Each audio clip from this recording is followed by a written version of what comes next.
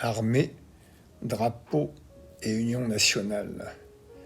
L'Amérique a besoin d'armées pour nourrir le pays. Elle a besoin d'armées pour éduquer son peuple. Celle-ci est représentation et identification nationale avant ou après être une machine. L'Amérique enfin a besoin d'ennemis pour alimenter son gigantesque complexe militaro-industriel. L'homme politique qui s'y attaque est vitrifié par la vindicte publique. Même si l'Amérique se divise sur des sujets de société qui la concernent seule, elle est unie derrière ses symboles. Armée, drapeau, hymne national. Le drapeau y est respecté, y porter atteinte, le piétiner dans les stades, le brûler sont des crimes. Siffler l'hymne national n'est pas une question. Les Black Panthers, qui le 16 octobre 1968 baissent la tête et lèvent le poing lors de l'hymne national US, sont à jamais dans les livres d'histoire. Penser ou croire le contraire serait prendre un pari considérable sur sa potentielle faiblesse. La puissance de mobilisation de l'État fédéral ainsi qu'une organisation très décentralisée de son fonctionnement en font une redoutable machine de guerre d'efficacité et de moyens. L'armée en est la parfaite illustration.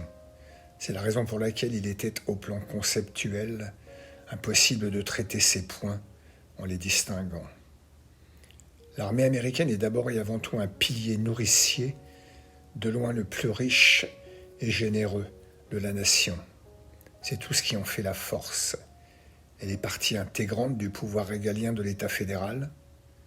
Les forces armées sont le fer de lance de la diplomatie américaine, avec des forces de projection dispersées partout sur le globe. L'armée américaine, c'est environ 1,3 million d'hommes. À cela s'ajoutent 800 000 réservistes, 450 000 gardes nationaux et 40 000 gardes-côtes.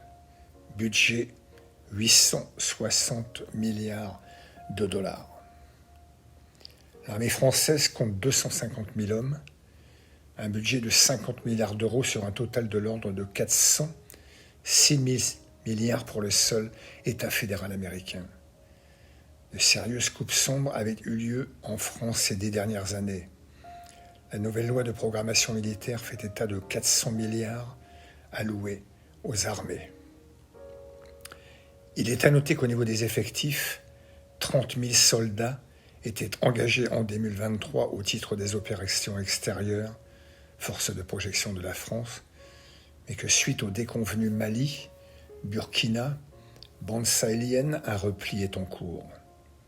Il est peu probant de poursuivre sur les chiffres pour caractériser les deux pays en termes militaires. Seuls les rassemblent quelques paradoxes.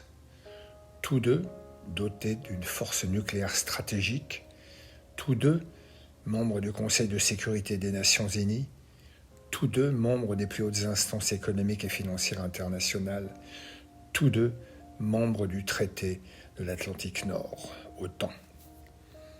Même sous l'ère récente du président Trump, les États-Unis ont tenté un repli protectionniste, abandon en race campagne du théâtre afghan et engagement timide sur le théâtre d'opérations syrien.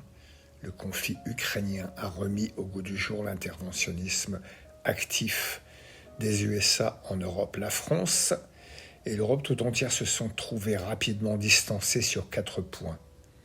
Analyse géostratégique, dimensionnement de l'outil industriel, renseignement plus particulièrement électronique, warfare, satellite et moyens financiers. Je ne suis pas du tout convaincu que ce sont les données strictement chiffrées qui donnent le véritable reflet de l'état des lieux. Il réside ailleurs.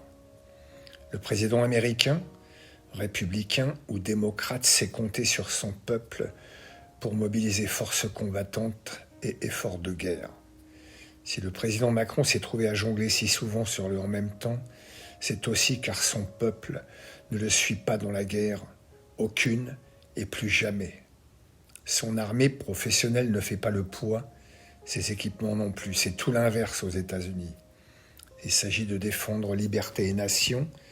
Le pouvoir américain sait pouvoir compter sur une armée puissante, À ce jour, la première armée du monde, une armée étroitement imbriquée dans le tissu social, industriel, scolaire et universitaire américain. La défense est une redoutable et épuisable creuset pourvoyeur d'emplois et de recherche et développement. Des centaines de milliers d'étudiants sont d'anciens militaires qui ont servi le pays durant 4 ans